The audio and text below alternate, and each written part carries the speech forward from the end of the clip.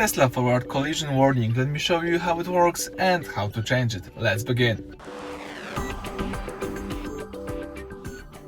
Alright, so if you would like to have access to the following settings, all you need to do is start by using your home screen, use the car icon in the left down corner.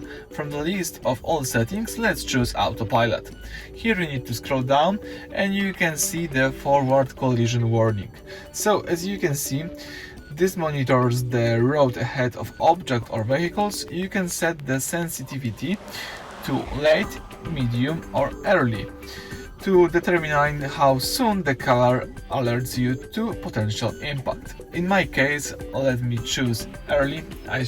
I would like to have the information as soon as possible, but if you would like to, you can even turn off this feature. But as I said, let me choose it too early. So that's it for today. Thank you for watching. Please subscribe to our channel and leave thumbs up under the video.